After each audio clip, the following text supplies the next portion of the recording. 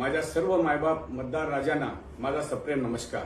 विधानसभा सार्वत्रिक निवडणूक 2024च्या अनुषंगाने दिनांक 20 नोव्हेंबर रोजी मतदान आणि दिनांक 23 नोव्हेंबर 2024 रोजी मतमोजणी झाली।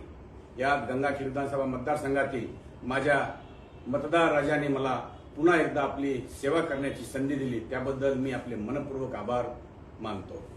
मित्रांनो, विधानसभा निवडणूक 2024 ही म्हणावी तशी सोपी नव्हती, कारण परभणी येथील विरोधकांनी जातीय विषमातेचे विष समाजामध्ये पेरण्याचा खूप प्रयत्न केला।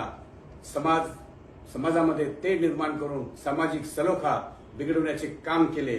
मी कधीच जातीभेद करत नाही, हे माझ्या गंगाखेड विधानसभा मतदारसंघातील सुजाण मायबाप जनतेला माहीतच आहे। त्यामुळे जनतेने विरोधकाचे घाणेरडे प्रयत्न हाणून पाडले।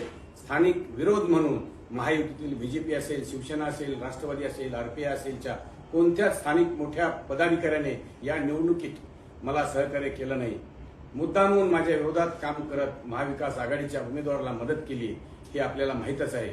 गंगाखेड मतदारसंघातील महायुतीतील सर्व नेते मंडळींनी मला या निवडणुकीत एकटे पाडले होते, परंतु गंगाखेड विधानसभा मतदारसंघातील मायबाप जनतेवर माझा पूर्ण विश्वास होता।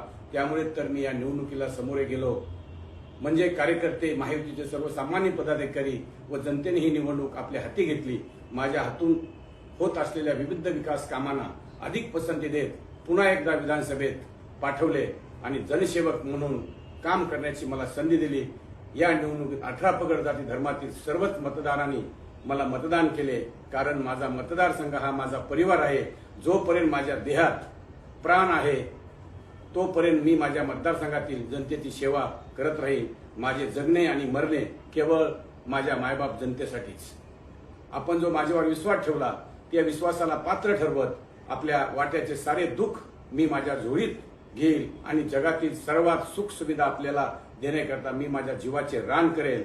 आपली सेवा करण्याची मला पुन्हा एकदा आपण संधी दिली, त्याबद्दल आपल्या सर्वांचे मनपूर्वक धन्यवाद। तसेच राष्ट्रीय समाज पक्ष, गुटेकाका मित्रमंडळ, महायुतीच्या सर्वच पक्षातील सर्वसामान्य पदाधिकारी व कार्यकर्ते यांनी माझ्यासाठी अपार कष्ट घेतले, याचेही आभार व्यक्त करतो। माझ्या शेवटच्या श्वासापर्यंत जनसामान्याची सेवा करीत राहील, हे आपणास मी आजच वचन देतो आणि माझा विजय माझ्या मायबाप जनतेला समर्पित करतो। धन्यवाद। आपला आमदार रत्नाकर गुट्टे।